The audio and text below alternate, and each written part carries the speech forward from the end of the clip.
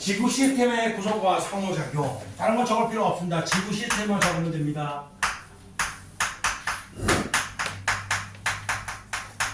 상호작용을 왜 안 적어야? 라고 할 수 있지만 적을 필요 없어. 왜? 이 시스템이란 말 자체가 한글로 얘기하면 개입니다. 개. 얼스 시스템이라는 얘기잖아.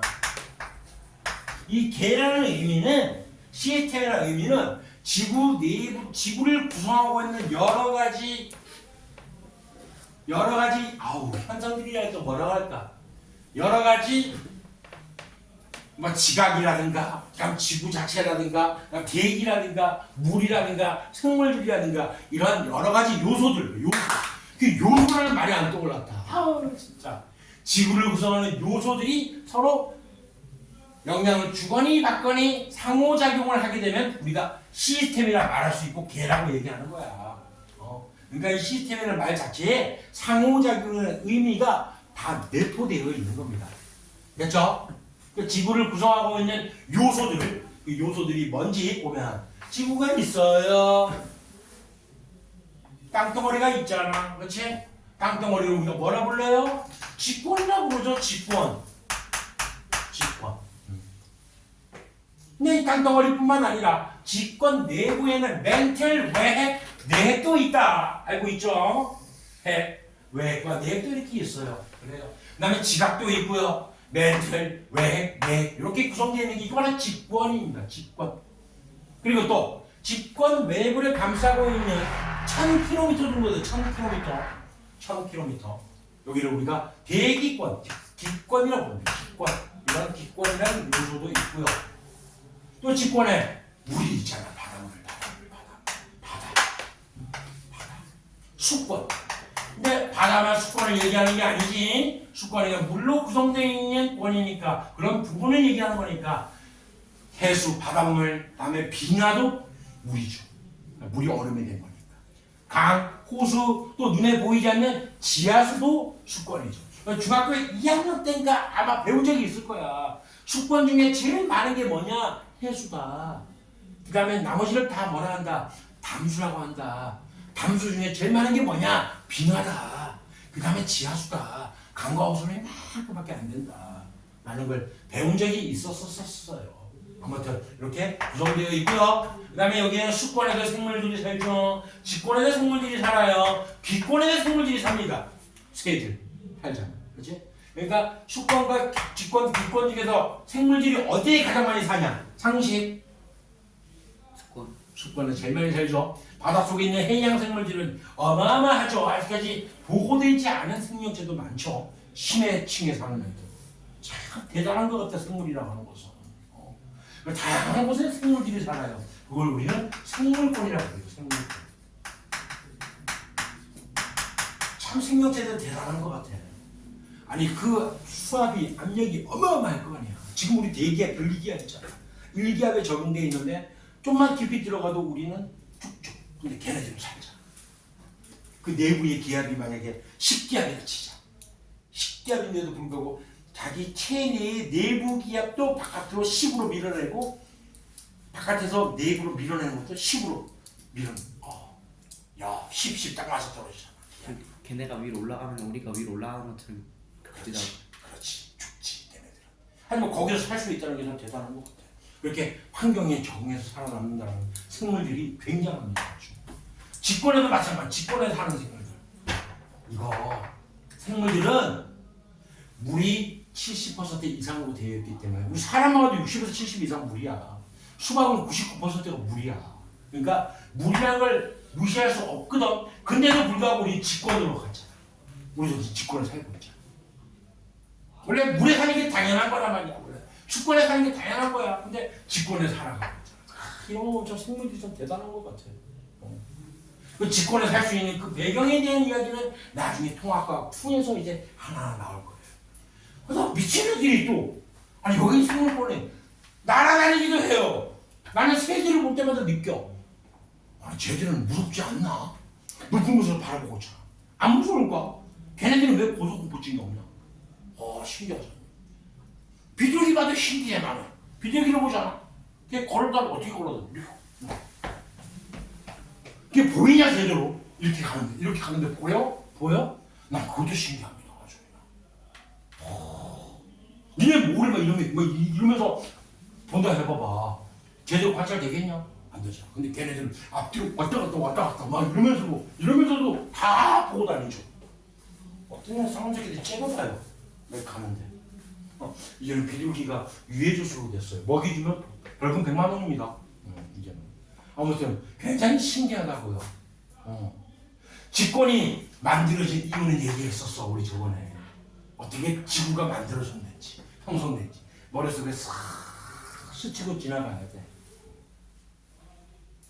기권이 어떻게 만들어졌는지 이제 통합과학 2에서 지질시대 얘기하면서 이런 이야기들 하나하나 해나가고, 수권이 만들어진 건 얘기했어요 저번에도. 우리 지구가 식으면서 결과적으로 수증기가 물로 바뀌면서 비가 내립니다. 그것이 오랫동안 축적돼서 결국 수권을 이루었단 말이야. 근데 지구 시스템에 영향을 주는 요소들이 4개만 있는 게 아니라 외계에서, 외권, 즉 우주에서 영향을 끼치는 경우도 실제로 있어요. 예를 여러분들 알고 있는 거 태양 에너지가 외권이잖아. 우주에 있잖아. 거기서 오잖아. 태양빛이. 또 조그마한 행성이 지나가다가 지구의 중력에 의해서 이끌러 들어옵니다. 별똥별 또는 별똥별이 타다가 떨어진 거 운석 이런 애들이 다 외권에서 영향을 주는 경우를 얘기하는 겁니다. 또 지구 내부에 자기장이 있어요. 자기장. 이 자기장이 태양 에너지로 태양풍에 안 좋은 해로운 광선들을 막아주는 역할도 해주죠. 외권에서 영향을 받는 거예요. 이런 것들이 4가지가 5가지가 있는데 이 5가지를 그냥 막 외우지 말고 어떻게 알아두냐면요, 이렇게 말을 만들어 주세요. 말을 만드세요. 여러분들 그걸 그게 누군지 알지? 그 누구야? 예전에 걸그룹이었는데 이제 탤런트로 바꾼 사람. 응? 국민 첫사랑의 이미지라고 해가지고 그래요. 응? 수지 알아요? 수지 몰라요? 그러면 블랙핑크의 지수는 아나요? 지수는 알아요. 다행이네. 지수가 어떻게 생겼지? 모르겠다. 예쁜가? 말 잘해야 된다. 블랙핑크 팬들한테 너네 질타를 받을 수 있다. 지수가 누군지 알아? 블랙핑크 지수? 모르는 것 같은데. 모르는 거 아는 척 하는 것 같은데 지금 보니까. 몰라 지금. 이러다가 네 아는데. 모르면은 큰일 날까봐. 블랙핑크 팬클럽들한테 테러를 당할 수가 있다. 유튜브에 올라가면. 지호야. 그래. 얘가 몰랐대요. 나는 압니다. 지수가 누군지 압니다. 예뻐요. 엄청 예뻐요. 미쳐요. 아주 그냥. 그 지수가 기생을 해요. 왜? 이렇게 해서 5글자 외우시라고요. 그랬더니 이렇게 안 잊어버리더라고요. 뭐가 있는지 헷갈려. 요소가 5가지인데 갑자기 헷갈려. 지수가 기생을 해요. 또 이것 때문에 또 블랙핑크 팬클럽들은 또 나를 원망해서는 안 됩니다. 응? 지수가 기생하면 내가 얘기하잖아. 왜? 이렇게 얘기한 거야. 지수 기생매 또는 수지 기생매 이렇게 알아두세요. 그리고 첫 번째 직권에 대한 얘기를 한번 볼게요. 직권. 좀 전에 얘기했듯이 직권은 지구 전체를 얘기합니다. 자, 그래서 이렇게 짧은 단면이 있죠. 단면 사실 필요 없어요. 이것도 다 아는 거니까. 핵이잖아. 왜 핵이잖아. 왜? 야, 그리고 참고적으로 요거는 상식으로 알아둬야 되는 내용이 하거든요.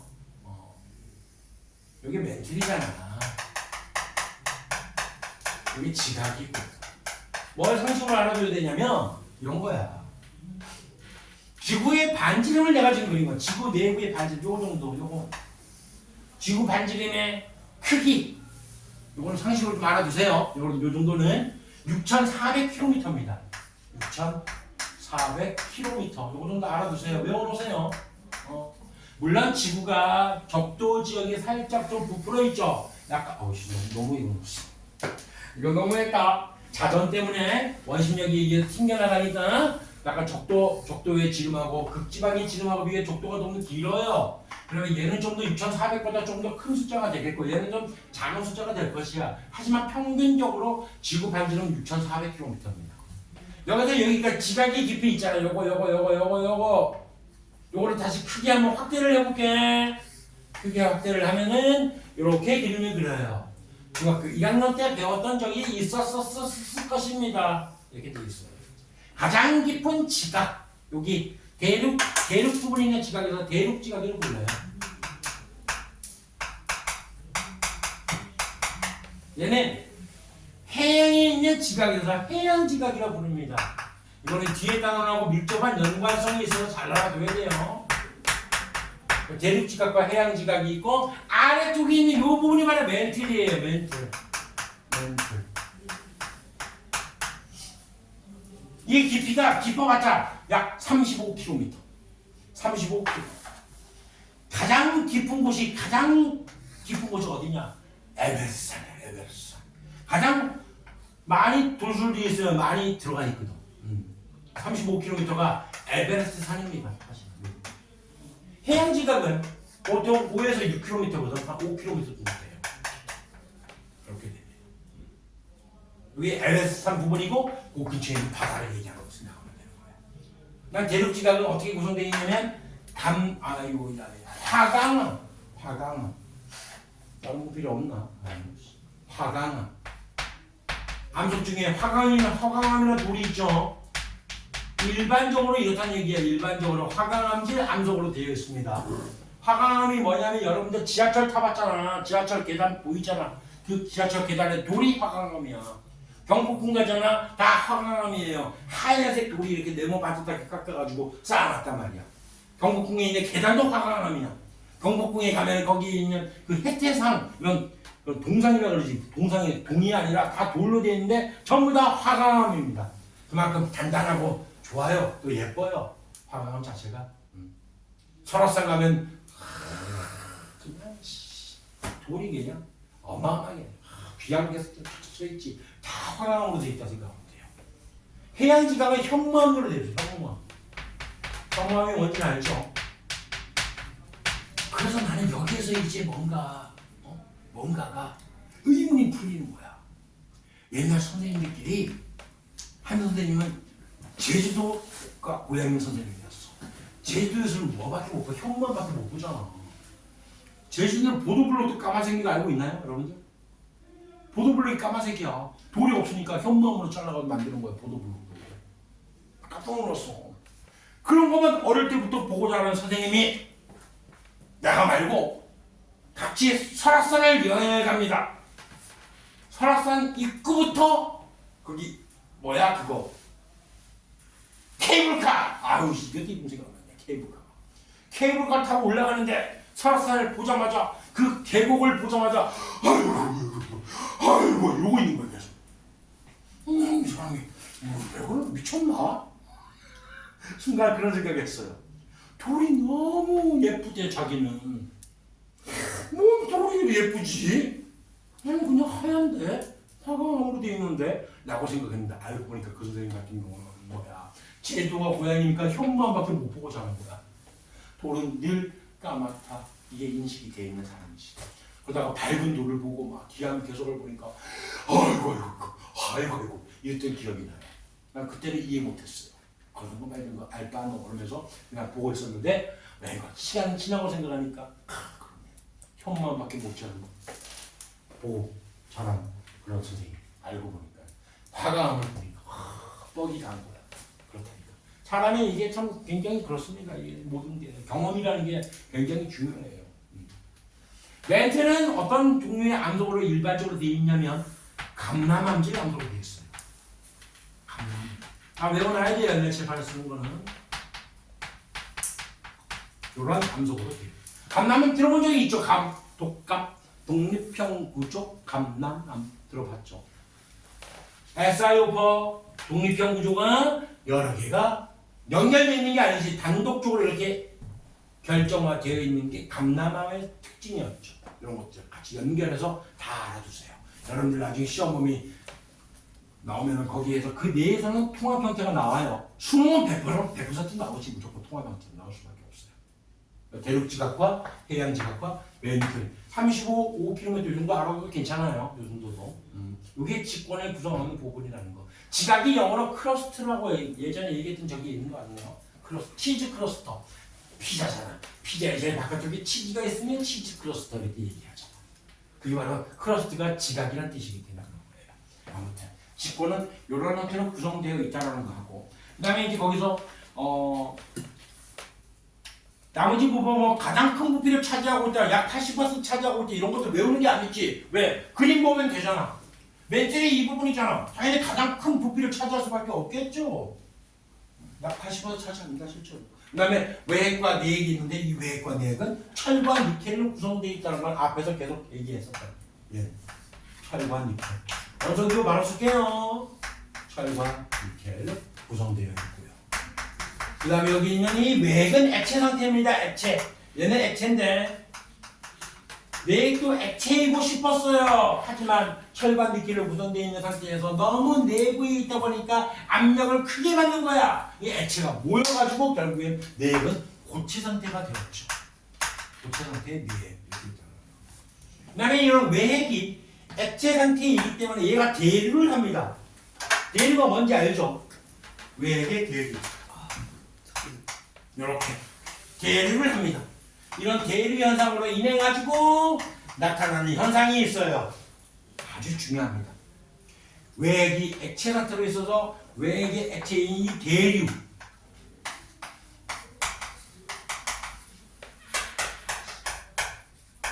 이것 때문에 지구에 자기장이 존재하는 거야. 지구의 자기장. 이 자기장이 없었으면 우리 생명체는 절대로 진화할 수가 없었어. 다 죽었어. 지금도 죽어야 돼. 바로 지구 자기장이 사라지는 순간 우리는 태양에서부터 오는 여러 가지 해로운 광선들에 그대로 노출되게 됩니다. 지구 자기장이 한마디로 밀어내 주는 거야. 알겠죠? 그게 왜 생겼다고? 외핵의 대류 현상으로 인해서 생겼다고요. 이렇게 추정을 합니다. 이거보다 더 나은 이론이 아직까지는 없어요. 그러니까 이거 받아들여지는 거죠. 여러분들이 만약에 예를 들어 나중에 연구를 해봤는데 외핵의 대류 때문이 아니라 다른 원인 때문에 지구장이 생겼다라고 알아냈단 말이야. 그러면 그거를 교육과정이 또 바뀌어야 돼. 내용이 바뀌어야 되는 거야. 옛날 선생님 때는 솔직히 빅뱅이라는 이론 자체를 들어보지도 못했었어. 옛날. 근데 보다 그 뭔지도 몰랐어. 나중에 시간이 지나면 교육과정이 나오는 거예요. 맞는 거니까. 그런 것처럼 점점 내용은 자꾸 업그레이드가 자꾸 되는 거예요. 현재 상태는 외핵의 대류 때문에 지구 자기장이 생긴다라고 말한다고요. 화성 같은 경우는 일론 머스크가 자꾸 화성을 가려고 하잖아. 화성에 가봤자 소용없어. 화성 가잖아? 화성엔 화성 자기장이 없습니다.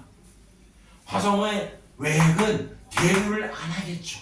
금속 물질이 대류함으로 인해 가지고 생기는 게 자기장인데 이게 없어요. 화성은. 화성은 그대로 태양에 있는 해이로운 방사선 이런 거 그대로 도달하는 거야. 화성에 가서 우리가 이주를 하면 뭐해? 그냥 죽어요. 우리는. 그래서 계속 끊임없이 노력을 하잖아. 왜 그런지 알아? 일론 머스크가 꿈이야. 자기의 어릴 때부터 소망이 바로 우주에 진출하고 화성에 가보는 거 이런 게 소망이에요. 그래서 여러분 꿈이 뭔지 몰라도 아무튼 그게 자꾸 자기 실패하고 자꾸 가려고 합니다. 그러니까 그런 열정과 그런 끈기와 그런 건 참 대단한 것 같아요. 아무튼 그러니까 지구 자기가 생기는 것은 외핵의 대류 때문에 외핵이 액체 상태이기 때문에 생겼다. 내핵은 고체고요. 이런 거 어떻게 알았느냐? 전에 잠깐 얘기한 적 있는 것 같기도 한데 안 했나? 피파에스파 못 들어봤나요? 피파에스파 안 했었네. 그러면 어떻게 알았냐면 간단하게 얘기해 줄게요. 그냥 피파하고 에스파는 지진파를 발생을 시킵니다. 얘는 프라이머리 웨이브, 세컨더리 웨이브로 해서 첫 번째 도달하고 두 번째 도달하는 걸 이용하는 건데 특징이 있어. 피파는 이런 파동이야. 여기서 팔을 딱 치면은 피파는 이렇게 전달돼. 망치로 빵 치면은 이렇게 전달하는 게 피파야. 이렇게 전달하는 게. 에스파는 이거예요. 그래서 에스파는 이렇게 구분이 되기 때문에 얘는 고체만 통과합니다. 고체만 에스파를 통과할 수 있어. 하지만 피파는 액체든 기체든 고체든 다 통과합니다. 나의 목소리가 여러분들에게 들리는 이유가 바로 공기가 피파처럼 이렇게 떨리기 때문에 들리는 거예요. 여러분 들리는 이유가. 그러니까 피파는 다 통과하는데 에스파는 고체만 통과한다는 얘기야. 그런데 여기가 P파하고 S파 다 도달하는데 그럼 여기는 뭐야? 고체 상태로 존재한다는 얘기잖아. 근데 여기는 보니까 P파만 도달하는데 S파는 사라졌어. 왜 사라졌어? 고체가 아니니까 사라졌겠지. 그럼 액체 아니면 기체잖아. 안 그래? 어느 부분인지 몰라도 액체 아니면 기체잖아. 근데 내부가 기체로 뻥 뚫려 있다고? 말이 안 되죠. 그러니까 액체지. 그게 바로 매액이에요. 그거 알아내고 지진 발병해가지고 여기서 똑같이 여기 부분 그래 여기 부분은 P파만 도달하겠네. 여기 부분 이렇게 간다면은 여기는 P파하고 S파 다 도달하겠네. 여기 부분에 바로 매액의 경계군을 알 수 있죠. 구텐베르크라는 사람이 알아냈어요. 그 다음에 보니까 P파만 도달하는 거 알겠다 이거야. 그게 P파만 도달하는 거 알겠어요. 어딘가 액체가 있겠지 뭐. 근데 갑자기 P파가 오다가 느려졌다가 다시 빨라졌다가 느려졌다가 빨라지더래. 아니 느려진 건 액체 때문에 느려졌는데 갑자기 왜 빨라져? 고체가 있으니까 빨라지죠. 대충 알겠어요 뭔 얘기인지. 이렇게 해서 지구 내부 구조를 알아내는 거야. 실제 눈으로 본 적은 없잖아 이거. 그렇죠? 이렇게 해서 알아보고 하는데 논리적으로 딱딱 맞아떨어지니까 그러니까 맞는 거예요. 직권에 대해서는 이 정도만 알아도 되는 거예요.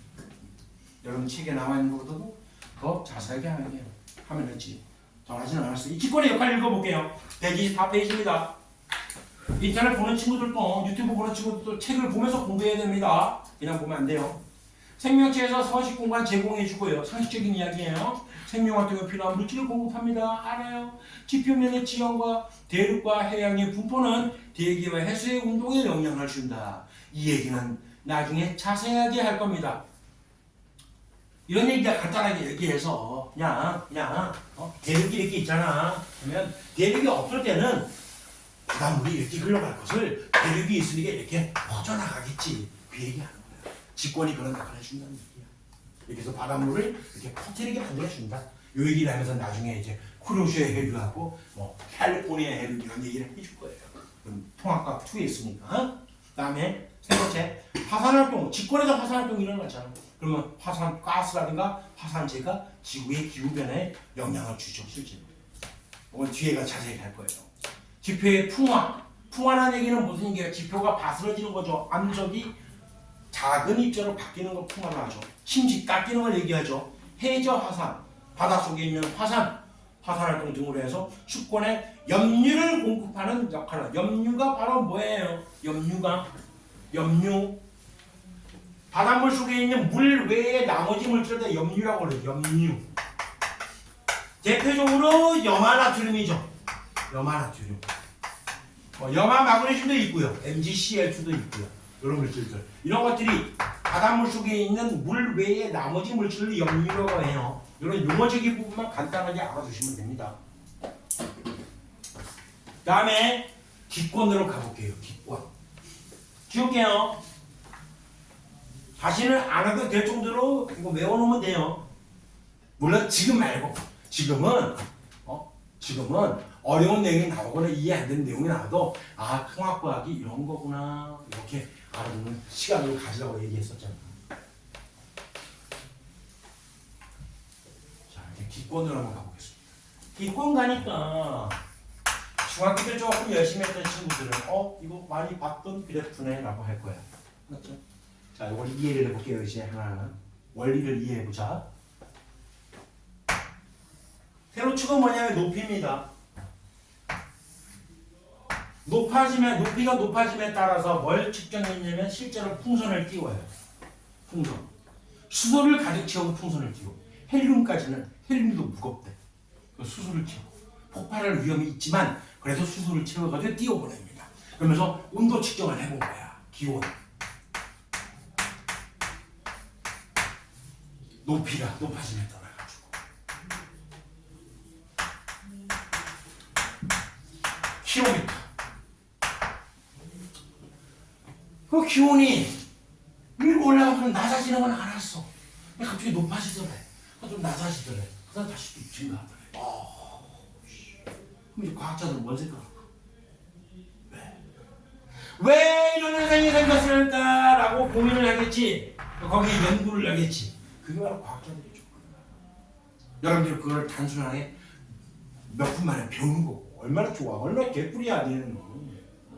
왜 온도가 낮아지다가 높아지다가 갑자기 낮아지다가 높아질까? 야 신기하다. 왜 하나 둘셋네 개의 층으로 나눠지지? 야 이제 이름 붙이자. 아이씨 잘 봐. 응? 아래쪽이 온도가 높아요. 위쪽은 온도가 낮습니다. 기온이 낮아요. 그러면 더운 공기는 당연히 위로 올라가지. 찬 공기는 당연히 아래로 내려가지. 이런 현상을 두 글자로 뭐라고 해요? 초등학교 때부터 배웠던 지식? 오씨. 뭐라고 그래요? 몰라야 돼. 단비례? 아니 뜨거운 공기는 위로 올라가고 찬 공기는 아래로 내려간다고요. 뭐라 그래요? 두 글자로. 대류. 어려운 걸 묻는 게 아니에요. 표정이 상당히 구린데? 아니야? 괜찮아? 그래요. 지수 알아? 잘한대요. 안 돼요. 용서해 주세요. 그것 때문에 그런 건가? 아닌가? 괜찮아요? 대류라고 그래. 대류가 일어나는 건이에요. 대류가 일어나는 부분이니까 대류권. 요거부터 얘기해 볼게. 첫 번째. 요 온도에 초점 맞추는 거야. 온도가 왜 낮아졌느냐. 위로 올라가시고. 여기에 뭐가 땅이 이렇게 있어요. 산이 있어요. 그럼 태양 에너지를 받을 거 아니야. 쫙. 땅이 달궈질 거 아니야. 그 상태에서 달궈져서 위로 올라가면은 땅하고 멀어지잖아. 지구에 있는 뭐와 직권과 자꾸 지각에 있는 그 여러 가지 대륙지각과 태양지각, 대륙지가 자꾸 멀어지잖아. 그러니까 위로 올라가서 온도가 낮아지는 거야. 이걸 유식한 말로 지구가 내는 에너지, 지구 복사 에너지가 적어지기 때문에 라고 말하는 거라고요. 이거에 대한 이해를 위해서 아주 중학교 1학년 틱한 시험이 있어요. 여기다가 전구를 설치해요.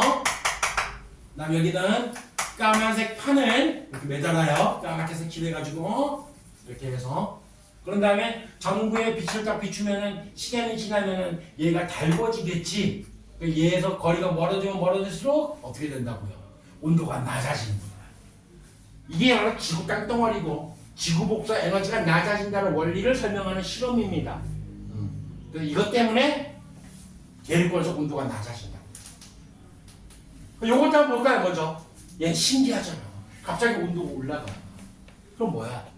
뭔가 태양 에너지의 일부를 흡수한다, 아니면 태양 에너지 전부를 뭔가 흡수하는 어떤 물질이 있었기 때문에 온도가 상승할 수밖에 없거든.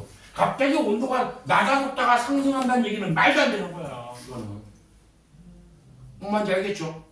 뭔가 에너지를 흡수하니까 온도가 올라가는 거야. 이 자체에서 뭐 에너지를 막 내는 그런 어떤 생명체가 살아가는 건 아니란 말이야. 공기가 너무 희박하기 때문에. 왜? 아래쪽에 중력이 강하잖아. 위쪽으로 올라서 중력이 약해지잖아. 그러니까 공기는 그라데이션은 이렇게 된다고요. 공기의 분포는. 아유, 이거 너무 많다. 다시. 공기는 이렇게 된다고요. 공기의 분포는. 거의 희박하단 말이야. 그럼 온도가 올라갈 일이 없어. 근데 알고 보니까 여기에 뭐가 있다고요? 오존층이 존재했다고. 오존층. O3층. 바로 화학적에서 깨우냐? 오존층. 이 오존층이 태양 에너지의 자외선을 흡수하는 거. 자외선. UV라고 써요. UV를 자외선을 흡수하는 성질 때문에 온도가 올라갔다고. 그러니까 온도 올라가는 이유는 설명됐어요. 오존층이 자외선을 흡수하기 때문에. 그 다음에 얘는 첫 번째하고 세 번째 사이에 껴있어요. 그리고 중간에 있어요. 중간에 있긴 해요. 근데 얘를 중간에 하냐 헷갈리는 거야. 아우 어떻게 할까. 그래 근데 얘는 오존층이 있음으로 인해 가지고 어떤 층이 특별하게 온도가 올라가는 상황이 됐잖아. 그래서 층을 이루다 라는 뜻으로 성층권입니다. 성층권. 층을 이룰 성체야. 이루는 부분이다 라는 뜻이다. 성층권. 오존층이 있잖아 실제로. 그것 때문에 온도가 올라가잖아. 얘가 없어서 온도가 올라갈 일이 없었다고요. 오존층이 자외선을 흡수하기 때문에. 얘가 없었으면은 우리 생명체는 또 자외선 때문에 살 수가 없었죠. 또 습권에서 직권으로 진화하게 된 계기가 바로 오존층 때문이야. 근데 오존층이 생기려면은 어떤 기체가 만들어져야 되냐면 산소가 만들어져야 돼. 산소가 비슷하잖아. 산소 분자에 산소 원자가 달라붙으면 오존이 되는 거예요. 너네 그리고 학원에서 복사막 돌리잖아. 옆에서 가면 시큼한 어떤 냄새가 살짝 그런 건 나지 않아? 그 오존이야. 지구 내부에 있으면 그 오염물질입니다. 안 좋아요. 지구 내부에 있으면 오존층에 있어야 좋은 거야. 너네 가끔씩 그 전광판 같은 도로에 전광판이 있어요. 유심하게 본 친구들은 아마 알 거야. 오존 농도 얼마 해서 나온 게 있어. 그 오존이 우리 사는 이 삶의 근처에 있으면 걔는 오염물질이야. 안 좋아. 발암물질이야. 안 좋아요. 그래서 오존 농도가 얼마인지 계속 과학 측정 표준 자꾸 수치화를 시키는 거야. 얘는 무조건 성취권이 있어야 좋은 거야. 자기들 흡수하는 게. 다음에 세 번째 볼게요. 세 번째는 얘가 이거 중간에 껴있거든. 그래 얘 중간권이라고. 얘는 온도가 왜 낮아지느냐. 이제 여기부터 생각해봐. 논리적으로 왜 온도가 낮아질까? 생각해봐. 지금 우주랑 가까워. 뻔하지. 뭐 어디랑 가까워져서? 우주랑 아니 우주랑 가까워지면 얘는 왜 높아지는 거야? 얘는 계속 낮아져야지. 높아지면 안 되지. 자, 논리적으로 생각해보세요. 무조건 외우는 게 좋은 게 아닙니다. 또 생각해야 돼요. 머리 굴려야 돼요. 응? 봐도 안 나와요. 오전 상쪽으로 그래. 상쪽으로 생각해봐봐. 오존층 때문에 온도가 높아졌지. 근데 오존층으로부터 거리가 멀어지잖아. 안 그래? 그래. 그러니까 온도가 낮아지지. 이렇게 공부하는 거라고. 무조건 외우는 게 아니라.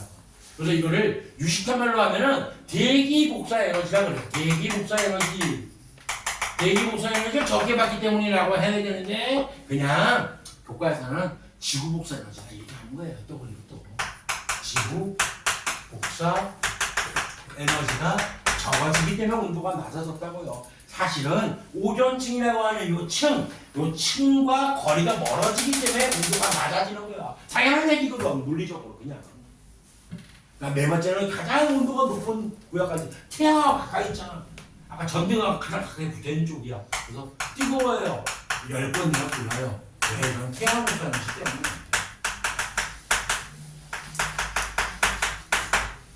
태양 복사 에너지를 많이 받으니까. 상황 되겠죠? 밑에서부터 이렇게 됩니다.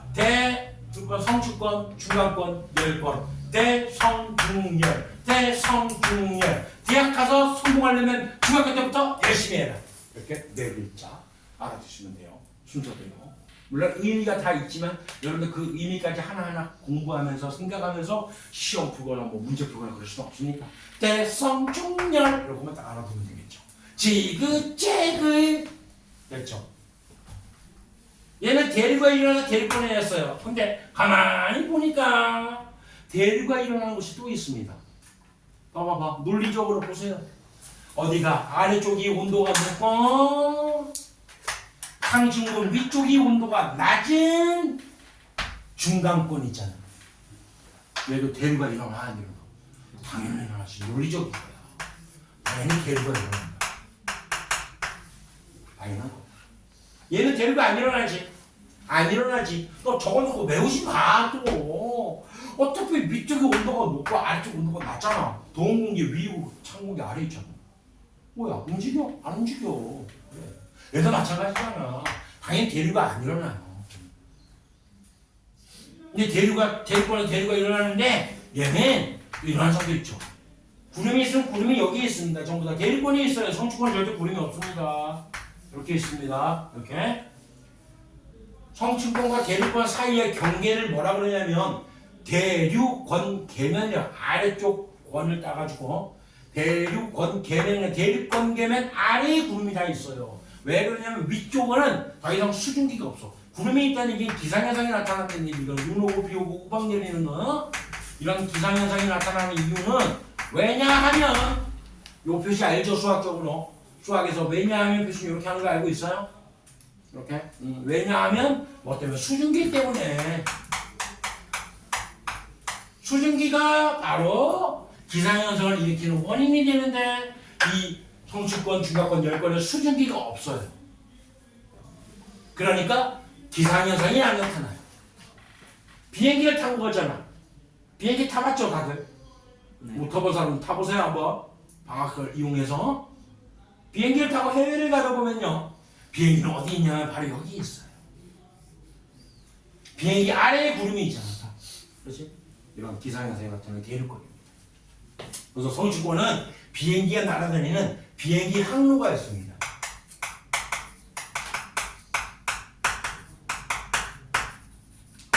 비행기 항로. 그럼 비행기 밑에 가면 이거 위로 올라가면 자외선 다 받겠지. 안 되겠지. 그다음 뭐 오존층이 얇아지는 구간도 있을 것이고 두꺼워진 구간도 있을 것이야. 오존층 얇은 구간을 막 지나다니고 한단 말이야. 그러면 결과에서 스튜어디스라든가 어떤 비행기 기장들 그런 사람들이 자외선을 많이 또 우리 일반적인 사람들보다는 많이 노출돼 있어요. 실제로 그렇습니다. 아무튼 대륙권 성질이 이렇습니다. 성층권은 자외선을 흡수해서 온도가 상승합니다. 그러다 보면은 이 온도가 상승하는 이 이유 때문에 결과적으로는 온도가 자꾸 증가하게 되는 상황이 되는 거예요. 하지만 열권보다는 온도가 낮아요. 열권은 더 갑니다. 온도가 태양하고 가까워질수록 온도가 많이 높아지는 거니까 됐어요. 이 정도 이제 알아두면 돼요. 완료. 오해하지 말아야 될 게 이거야. 중간권에서 대류현상이 나타나. 대류현상과 기상현상은 별개입니다. 맞잖아. 기상현상이 왜 나타난다고 했어 방금 전에? 수증기 때문에 나타난다고 했었지. 그러니까 수증기가 없어요 여기. 당연히 기상현상이 나타날 이유가 없는 거야.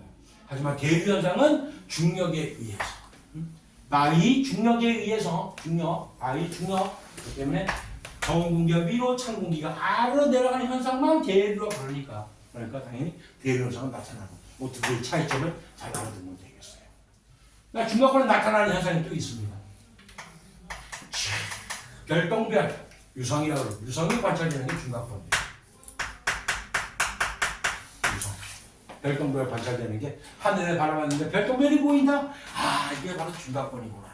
중간권에서 관찰되는 거고 이렇게 이해를 하고 알고 있습니다. 이렇게 외워놓으면 됩니다. 됐죠? 위로 올라갑니다. 더 위로 올라가면 공기가 희박해져요. 많이 희박해집니다. 열권에 보면 여기에 인공위성이 날아가요. 실제로. 대기권의 이 기권의 높이가 총 1000km거든. 일반적으로 1000km 중에 대부분이 다 열권이란 말이야. 이 열권 여기에 인공위성이 날아다녀요. 그 다음에 두 번째 아주 중요한 거. 이거 여러분들 직접 봐야 되는데, 응? 직접 봐야 되는데. 커튼을 친 듯한 이런 뭐야? 제가 딱 사라져. 아, 생각이 이런 게 그냥 생겼다가 한번 사라지죠. 이게 오로라가 오로라. 왜 생기느냐? 이 오로라가 지구가 있으면은 지구가 아까 뭐가 이제 자기장이 있지. 지구 자기장이 이렇게 생겼어요. 이렇게 지구 자기장이 있습니다. 지금은 실제적인 그림이 아니야. 그냥 비약적으로 그린 거야. 그냥 이해를 위해서 간단하게 그렸어요. 나중에 자기장 얘기할 때 자세히 얘기할 겁니다. 아, 근데 어려운 거 아니야. 태양이 이쪽에 있잖아. 그럼 태양이 여기 있으면은 태양 풍에 태양의 바람에 밀려가지고 자기장도 이런 식으로 밀려나가거든. 이런 식으로. 이런 식으로 밀리거든. 이쪽이 좀 더 조밀하고요. 여기 많이 조밀하고 여기 든성든성이 이렇게 있는 거야. 이거 얘기하는 거야. 태양이 저기 있는 거야. 이렇게 그린 거입니다. 아무튼 중요한 건 태양에서부터 오는 입자들이 전기를 띤 입자가 있습니다. 그 전기 띤 입자가 지구 자기장에 갇혀가지고 나선으로 빙글빙글 돌아요. 돌아가지고 극지방으로 끌려가면서 열권에 있는 아주 희박한 공기지만 마찰을 통해 가지고 빛을 내는 거예요. 그 오로라예요. 여러분들 그러면 어디 가서 보면 되냐면 되도록 북극 근처에 가야 돼요. 북극점까지 안 가도 돼. 노르웨이 있지, 노르웨이. 노르웨이에 가면 오로라를 관찰할 수 있는 시간대가 있어, 지역이 있어. 그러면 다들 오두막 같은 데 들어가 있습니다. 오로라 관찰하려고 기다리고 있어. 그러다가 누군가 밖에서 오로라다! 그럼 나가서 보는 거야. 와, 끝나. 다시 또 들어가요. 그러면 누가 또 왜 추우니까 들어가 있다가 또 누가 오르라당 나가가지고 우와 우와 우와 그러고 들어가. 근데 그 기다리는 시간 너무 지루해 짜증나. 거기서 콩나물 먹으면서 춥다 나를 좀 켜봐 이러면서 있어요. 그러다 오르라당 나가지고 우와 우와 그러고 들어오고. 아주 신기합니다. 아주 형형색색의 그 진짜 이 전기를 띤 입자라는 걸 느끼지 못해. 그냥 너무 아름답게 커튼 모양으로 촥 거대한 불빛이 커튼 모양으로 촥 생겼다가 사라지고 막 꼬리를 그려 사라지고 어마어마하게 예뻐요. 꼭 한번 보세요. 나중에 노르웨이 가서 오로라 관찰할 때 그때 가서. 물론 요즘에는 저위도에서도 오로라가 관찰되기도 한대요. 근데 그거보다는 그거 극지방 안에 가서 관찰하면 돼요. 나는 봤느냐? 못 봤어요. 나도 못 봤어요. 본 것처럼 얘기하는 겁니다. 못 봤습니다. 실제로. 그래요. 여러분 관찰 한번 해보세요. 그게 바로 열권에서 일어나는 현상입니다. 요 정도만 알아두면 기권도 자세하게 다 했어요. 그 정도 파악하면 됩니다. 다음에 그럼 기권의 역할 한번 읽어볼게요. 읽어보고 무슨 얘기인지 뻔히 아니까. 기권의 온실기체 125페이지 가운데 부분을 얘기하는 거예요. 그 그래프 바로 밑에. 기권의 온실기체가 수증기 이산화탄소입니다. 그 메테인도 있고요.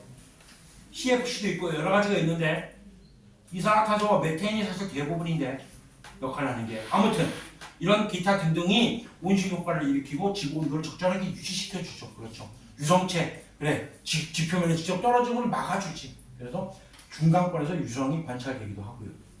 오존층의 태양자외선 차단해주고 생물의 광합성과 호흡에 필요한 성분 그게 산소와 이산화탄소잖아. 제공해주는 역할을 해준 게 기권이에요. 이거 보면 상식적인 이야기잖아. 그렇지? 지금까지 설명했던 얘기고요. 됐죠? 그것도 하나하나 다 나중에 외우세요. 나중에 어차피 이 부분 시험 보면 들어갈 때 그때 외우면 되니까 지금은 원리 이거 낮아지는 이유, 증가하는 이유, 다시 낮아지는 이유, 다시 증가하는 이유 이런 이유에 초점을 맞춰서 잘 이해하는 걸 중점 둬야 됩니다. 단순하게 외워야 될 부분도 있지. 중간권에 유성 관찰된다라는 거 이런 거, 오로라가 관찰된다 이런 거, 인공위성이 있다는 이런 거 외워야 되지만 이런 것들은 나중에 하라고요. 지금은 이해를 먼저 하는 거예요. 그게 중요해요.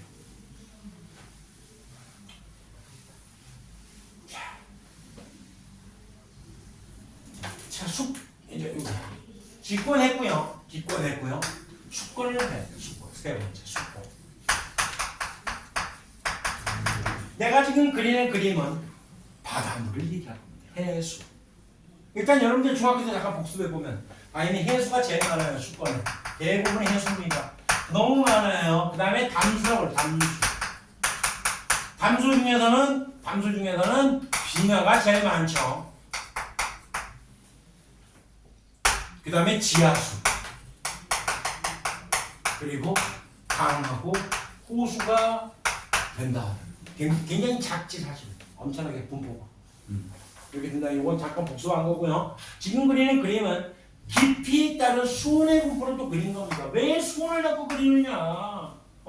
왜 자꾸 수온을 자꾸 그리느냐? 온도를 왜 자꾸 그래프를 그리느냐? 다른 거 아니야. 깊이가 깊어짐에 따라 가지고 이 수온이 변하니까 다른 거 없어요. 아까도 얘기했잖아. 위로 올라갈수록 기온이 변하니까 지그재그 변하니까. 그러니까 이걸 보는 거야.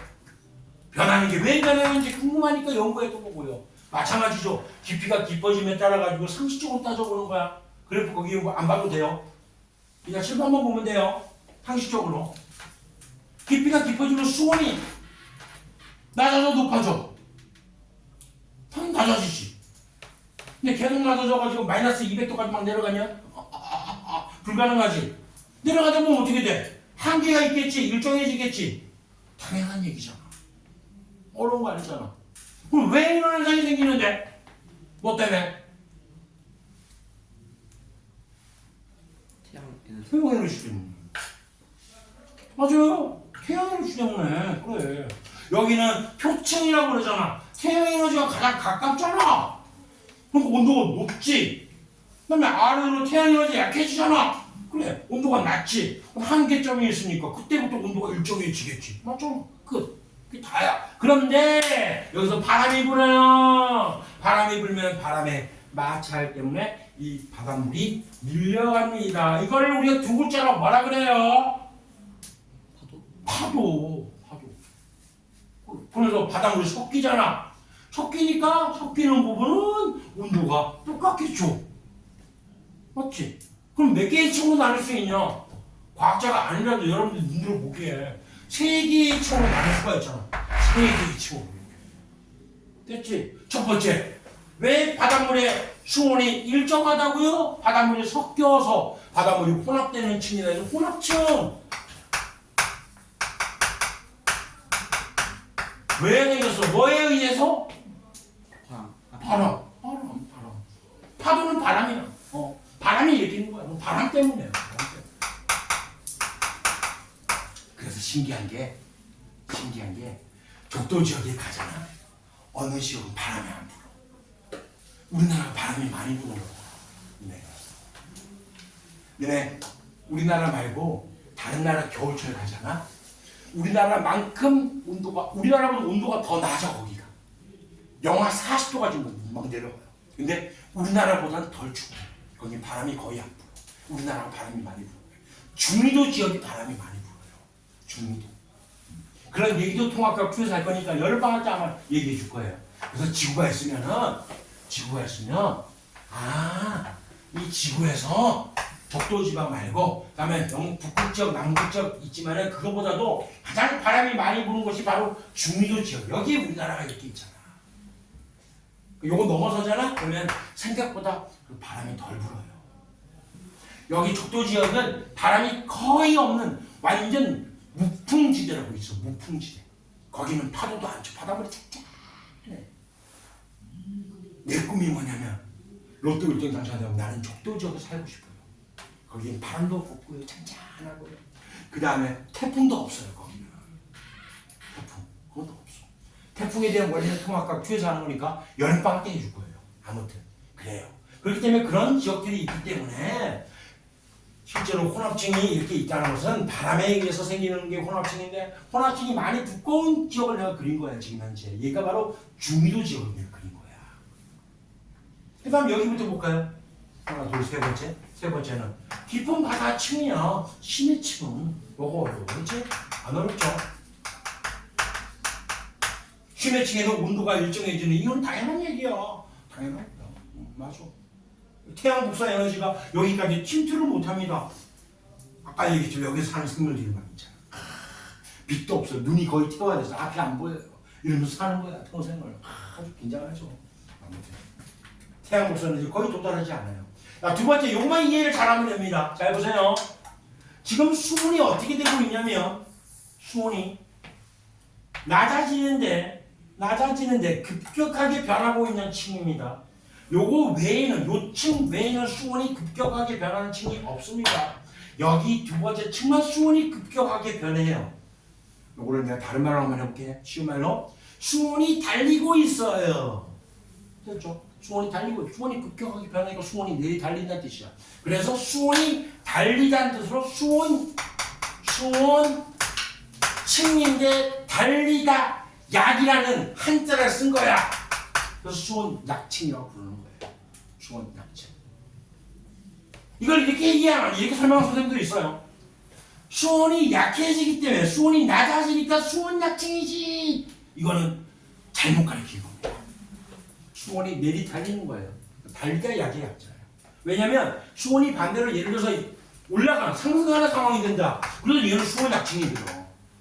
낮아지는 건 수온 약층이 아니야. 그러니까 달리다 약이라고. 달리다 약. 그러냐면 수온 약층의 특징을 보면 딱 다 끝납니다. 봐라. 위쪽은 온도가 높아요. 아래쪽은 온도가 낮습니다. 원래 더물이 위에 있잖아. 찬물이 원래 아래에 있잖아. 대류가 일어나 안 일어나? 생각하고 대답해야 돼. 안 일어나죠. 맞죠? 대류가 안 일어나니까 이것도 정리해서 외우지 마. 또 이런 식으로 공부하지 마세요. 제발 좀. 그냥 이해를 할 수 있잖아. 위쪽 온도가 높아, 아래쪽 온도가 낮아. 대류가 안 되겠네? 충분하잖아. 대류가 안 일어나요. 그렇기 때문에 혼합층과 심해층의 물질 교환을 차단시켜주는 역할을 합니다. 혼합수와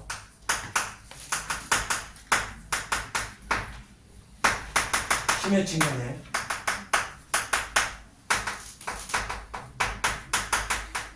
물질 교환을 차단시켜준다. 충분히 이해되는 내용이에요. 대부가 일어나지 않으니까 당연한 얘기다. 아주 안정한 층이라는 얘기입니다. 그게 수원 약층이에요. 자, 그래서 두 개를 더 그릴게요, 내가. 이번에는 적도지역으로 갑시다. 중위도 말고 적도지역. 적도지역은 시작하는 수온 시점도 높은 데서 시작하겠지, 당연히. 적도지역이 바람이 세, 약해? 약해요. 그러다 보니까 혼합층의 두께가 굉장히 얇습니다. 그런 상태에서 이렇게 내려가는 요게 바로 적도지역, 즉 저위도 지역에 대한 그래프예요. 나와 있나 책에? 얘는 중위도. 그려놓으세요. 그러면. 우리나라 지역, 중위도 지역, 그렇죠? 그 다음에 극지역으로 가면요. 원래 수온, 표층 수온 자체가 얕은 물의 수온 자체가 원래 낮습니다. 여기서 출발합니다. 여기서 이렇게 가요. 이거 극지방이야. 극지역. 오위도 지역. 이렇게 차이점이 있다는 걸 알아두면 돼요. 수권에 대해서. 그래 놓으시고 금방 하는 게 뭔 쉬운 내용이잖아. 안 그렇잖아. 사실. 그렇지? 어렵진 않아. 당연한 얘기인데 그 당연한 얘기를 하고 있는 겁니다.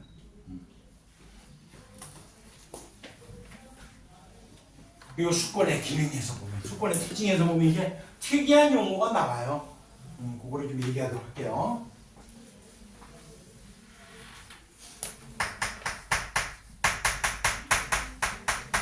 이거는 그냥 읽고 지나가면 안 되는 부분이니까.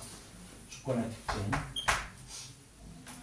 보면 거기 보면은 제일 밑에서 세 번째 줄에 물은 비열이 크기 때문에 태양의 에너지를 저장하고 지구의 온도를 일정하게 유지한다는 말이 나와 있잖아. 물은 수권이 바로 물이잖아. 그래서 첫 번째 특징에 물은 비열이 크다라는 얘기가 나와 있습니다. 비열에 대한 정확한 의미는 몰라도 됩니다. 지금은 중학교 2학년 때가 언제 마지막 학기 때 배운 적이 있을 거야. 비열은 어떤 물질 1kg하면 1도씨온대 높이는데 필요한 열량을 비열이라는데 그까지는 몰라도 괜찮아. 그냥 지금은 비열이라고 하는 것은 물이 에너지를 머금는 능력이 아주 뛰어나다라고 말하는 것입니다. 에너지를 잘 머금어요. 똑같은 알코올과 물을 두 개를 비교하면 누가 더 에너지를 많이 머금는, 많이 저장한다고? 물이 더 많이 저장한다고요. 그런 이유는 그건 이해를 해야 됩니다. 왜 비열이 큰지, 왜 에너지를 잘 머금는지를 이해를 해야 돼. 지금 물이라고 하는 건 H2O잖아. 자, 얘 한번 그려볼게. 차근차근 가보자. 그럼 할 줄 알아. 배웠어요. 산소 몇 번이야? 수헬립의 봉탄질산 8번입니다. 첫 번째 궤도 전자 2개 빼고 체외각 전자가 6개예요. 하나, 둘, 셋, 넷, 다섯, 6개. 자, 수소는 당연히 1개입니다. 알아요. 그래서 수소의 전자가 여기에 이렇게 같이 함께 공유하고 있어요. 수소의 전자 하나, 2개를 빌려가지고 같이 공유함으로 인해서 산소는 8전자 규칙, 옥텟 규칙을 만족합니다. 자꾸 익숙해져야 돼, 이런 용어가. 이렇게 해서 서로 공유 결합을 하고 있는 게 물 분자의 특징이에요. 그런데 산소의 특징 중에서 이쪽에 보면 공유하지 않은 전자쌍이 있지. 공유하지 않은 전자쌍, 비공유 전자쌍. 이런 용어들이 자꾸 익숙해져야 된다고요. 처음 배운 거지만. 저번에 첫 시간에 잠깐 하긴 했지만 처음 보는 친구들도 있잖아. 비공유 전자쌍, 전자 자체가 마이너스잖아. 그래서 여기가 마이너스 순서를 띄고 있어요. 정기적으로. 근데 산소는 특징이 뭐냐면 전자를 겁나게 잘 끌어당겨요. 두 번째, 모든 원소 중에 두 번째, 플로린이 1바야. 1바가 산소야. 그 전자를 이쪽으로 막 끌어당깁니다. 수소에 있는 전자를 지가 지쪽으로. 원래 너무 강렬한 전자를 끌어당기는 애예요. 유식한 말로 전기음 정도가 크다는 표현을 써. 그냥 쉽게 얘기하는 거야. 그냥 중학교생도 이해되기 쉽게끔 전자를 막 끌어당기는 성질이 강해요. 그러다 보면 수소 원자핵이 여기 노출되겠지. 그래서 그것 때문에 여기 플러스가 됩니다. 물은 그래서 생긴 게 물 분자를 이렇게 그림을 그리면 이쪽이 산소 쪽이 마이너스, 수소 쪽이 플러스. 물 분자를 그리면 산소 쪽이 마이너스, 수소 쪽이 플러스를 뜬다고요. 이렇게 전기를 찍어요. 물은 전기가 흘러요. 그런데 여기는 플러스 마이너스 있잖아. 초등학생도 아는 거다 이게. 플러스 마이너스는 달라붙어요. 완전히 달라붙지 못하는데 액체 상태에서 고칠 때도 완전히 달라붙어. 아무튼 이런 현상이 생긴 이 결합을 우리가 유식하면 수소 결합이라고 해요. 이 결합 수소 결합. 그 몰라도 괜찮지만 이런 현상 때문에 물은 날아가기 힘듭니다. 날아간다는 얘기는 그때의 온도를 우리가 끓는 점이라고 해요. 어떤 물질이 분자가 날아갈 때 온도 끓는 점. 그 끓는 점이 굉장히 높아. H2O잖아. 끓는 점 몇 도야? 100도지.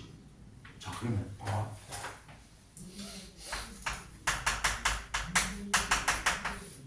얘가 뭐냐면 에탄올이야. 알코올, 에탄올.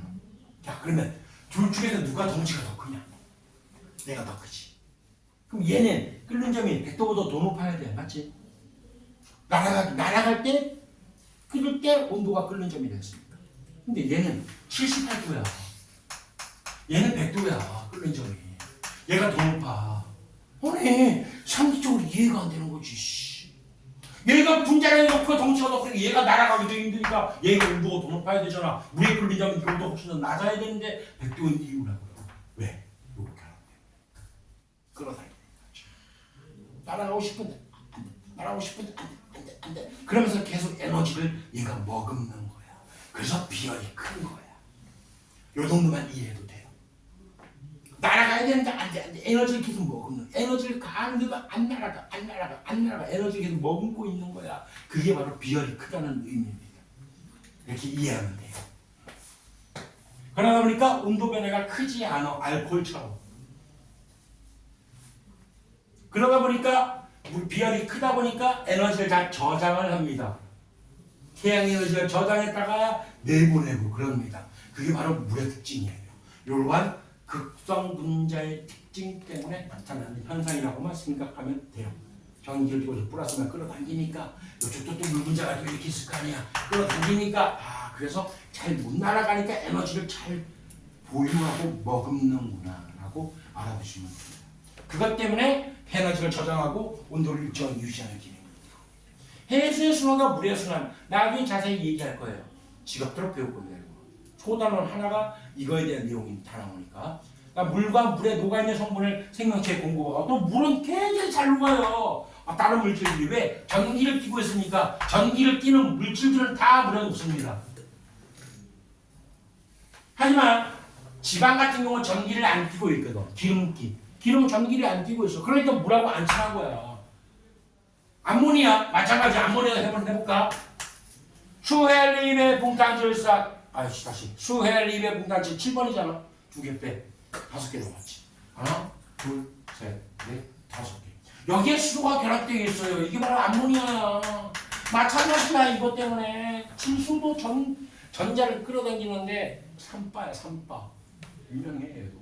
그러다 보니까 전자를 끌어당겨요. 비공유전자성 있잖아. 비공유전자도 마이너스 플러스 전기 뛰는 거야. 물하고 검정하고 친해요. 마이너스는 플러스하고 결합하겠죠. 플러스는 마이너스하고 결합하겠죠. 그러면서 물에 확 녹아 들어가는 거야. 암모니아가. 암모니아만큼 물에 잘 녹는 기체가 없을 정도. 이렇게 극성 분자들은 전기 띠는 애들하고 친하다고요. 전기 안 띠는 애들, 전기 안 띠는 애들하고 친하다고요. 그러다 보니까 나중에 학교 갈 때도 대학교 좋은 대학 간 애들끼리 친하다고요. 안 좋은 대학 간 애들끼리 친하다고요. 얘네들이 친해지고 어렵다고요. 그러니까 좋은 대학 가라고.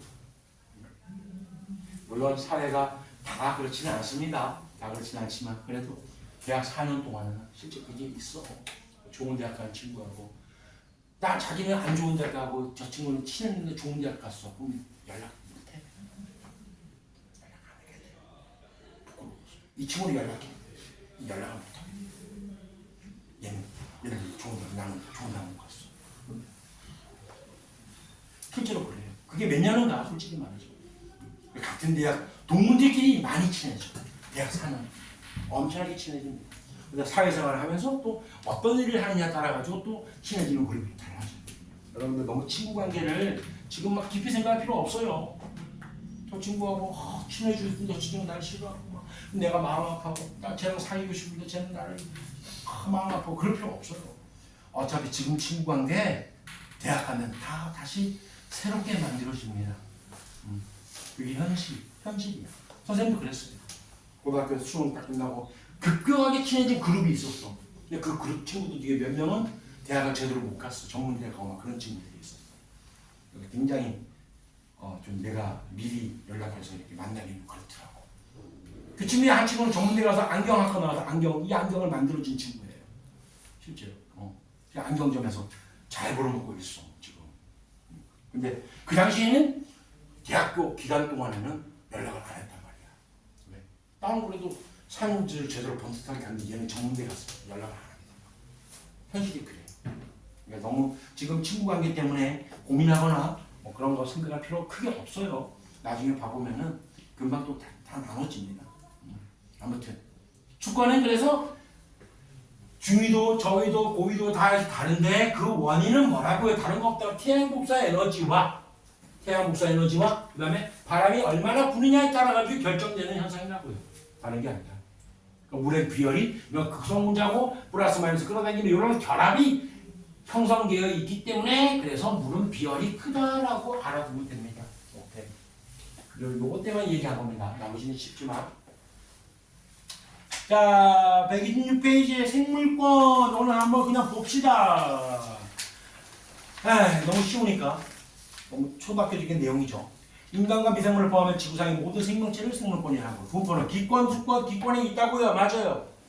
지구는 태양계의 생명 가는 지대라는 말이 나왔어요. 이 용어적인 부분만 잠깐 볼게요. 저번에 살짝 설명을 했었어. 태양이 있으면요.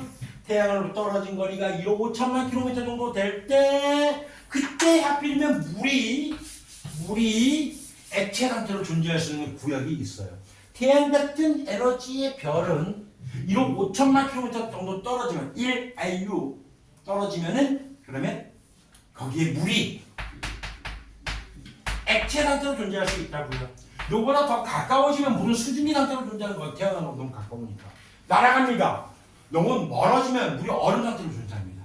선생님, 지구에서 얼음이 있잖아요. 극지방에 빙하 있고 다 있잖아요.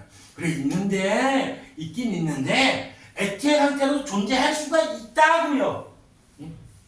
하지만 더 멀어지면은 액체가 있을 수도 있어요. 하지만 그거보다는 얼음이 대부분이라고요. 여기는 수증기가 대부분이라고요. 이 정도 떨어진 요 위치에 하필이면 지구가 우연찮게 있었던 거야. 그래서 여기서 생명체가 발생될 수 있었던 거예요. 라고 아직까지는 설명하는 거예요. 요 지대를 우리가 생명 가능 지대라고 말하는 겁니다. 생명체가 있는 지역이 가능하다는 뜻이지. 왜? 물이 액체로 존재해야지만 생명체가 실제 존재할 수 있거든. 그래서 태양보다 에너지가 더 큰 별이라면은 더 먼 부분에서 물이 액체로 존재해서 생명 가능 지대가 넓게 분포해요. 태양보다 에너지가 더 작으면요, 생명 가능 지대는 더 가까운 부분에서 더 좁은 범위에 생명 가능 지대가 있을 수가 있어요. 거기에 행성이 있냐 없냐를 자꾸 탐사하고 있다. 실제 생명 가능 지대에 있는 행성들이 계속 발견되고 있습니다. 그럼 거기는 뭐냐면 지구와 같은 어떤 생명체가 존재할 수 있다는 후보 지역이 되는 거야.